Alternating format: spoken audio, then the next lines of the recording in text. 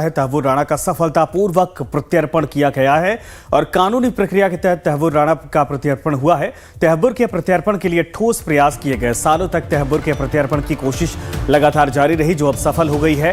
Bharat America प्रत्यर्पण संधि के तहत यह कार्रवाई की गई है।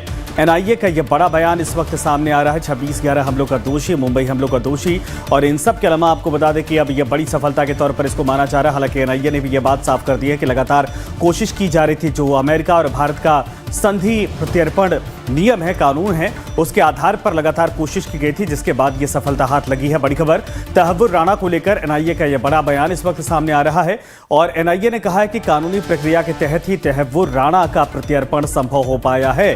तहव्वुर के प्रत्यर्पण के लिए ठोस प्रयास किए गए। सालों तक तहव्वुर के प्रत्यर्पण की कोशिश लगातार जारी रही, उसके बाद यह सफलता मिली है।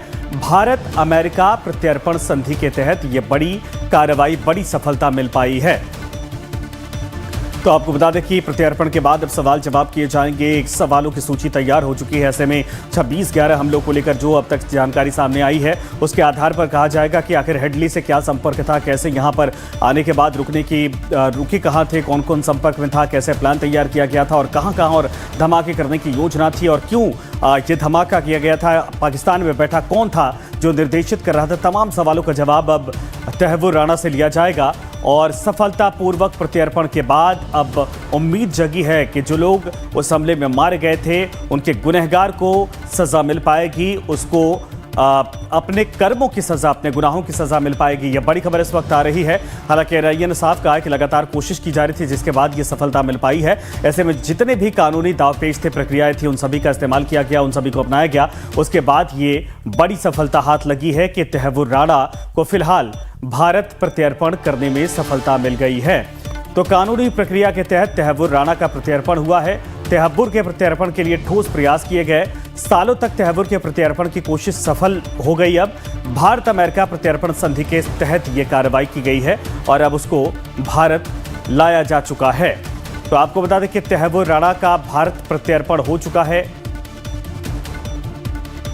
और रजनीश हमारे साथ, हमारे सहयोगी जुड़ गए हैं। रजनीश, ये बहुत बड़ी सफलता के तौर पर वैसे भी कूटनीतिक सफलता भारत की मानी जा सकती है, लेकिन उम्मीद है कि अब 26/11 मुंबई हमले का जो ये मास्टरमाइंड है या फिर इसके जरिए सारी चीजें करवाई गई थी, वो एक एक कड़ियां खुलती हुई दिखाई देंगी। लेकिन एनआईए ने कहा कि ये एक तौर पर कहा जाए बड़ी सफलता है, क्योंकि जो कोशिश कानूनी तौर पर होनी थी, उसके बाद ये सफल हो पाए हैं उसको भारत लाने में।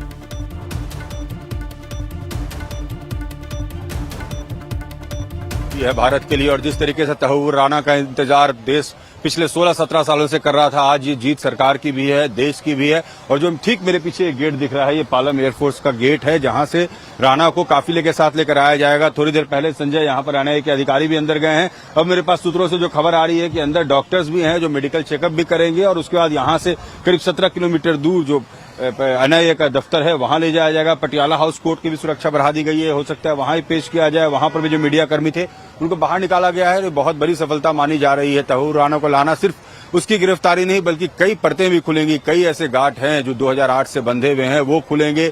कई लोग जो इससे जुड़े हुए थे संजय से पहले, वो सामने आएंगे, क्योंकि सिर्फ इसमें हेडली और राणा थे ऐसा नहीं हो सकता। इसमें और भी कई पात्र होंगे इस पूरे इसमें, क्योंकि हेडली का यहाँ आना, यहाँ पर उसकी रेकी करना, यहाँ पर उसका रहना और राणा का वहां से कोऑर्डिनेट करना, आखिर कौन वो लोग थे जो उसकी मदद कर रहे थे। तो लश्कर-ए-तैयबा का जो पूरा एक यहाँ पर जो नेक्सस चल रहा था, वो सामने आ पाएगा। और इसमें कौन कौन लोग साथ थे। पाकिस्तान ने खुद को दरकिनार करने की जिस तरीके से कोशिश की है, राणा को कैनेडियन नागरिक बताया। राणा कैनेडियन जरूर है, लेकिन बार बार लश्कर-ए-तैयबा से उसको जुड़ी होने की बात भी आई है और उसके जो रूट्स हैं वो पाकिस्तान से भी जुड़े हुए आए हैं। वो पाकिस्तान आर्मी में डॉक्टर भी रहा है। उसके बाद वो कनाडा गया था, कनाडा से अमेरिका गया, शिकागो में उसने अपनी इमिग्रेशन कंपनी खोली। उस इमिग्रेशन कंपनी के जरिए फिर वो हेडली से जुड़ा। हेडली को उसी से मदद करता वो भारत में रखता था। भारत में हेडली एक बार दो बार नहीं, आधा दर्जन बार रेकी करने को आया था। और यहाँ पर जो उसके बंदोबस्त थे, यहाँ पर जो उसकी लाइजनिंग थी, वो राणा किया करता था, चाहे उसके रहने के बंदोबस्त हो, डॉक्यूमेंट्स की व्यवस्था हो। बिल्कुल सही आपने कहा, लेकिन सवाल है, पाकिस्तान तो डिनाई कर दिया। हालांकि पाकिस्तान में दोहरी नागरिकता को लेकर कानून है, लेकिन सवाल यह है कि अब जब ये इसको लाया जाएगा एनआईए दफ्तर में, वैसे कितने बजे के आसपास ये पहुंच जाएगा, कितने बजे तक के आसपास इसको लाया जाएगा? देखिए संजय, बिल्कुल हम लोग इस गेट के सामने खड़े हैं और बस इंतजार इस बात का है कि ये गेट खुलेगा और काफिला निकलेगा। अंदर जो प्रक्रियाएं हैं वो चल रही होंगी, चूंकि एनआईए ने उसे अरेस्ट किया होगा। मेडिकल जांच की जो मैं आपसे बात कर रहा था कि हो सकता है मेडिकल जांच भी उसकी यहां पर हो, उसके बाद यहां से लेकर जाया जाए।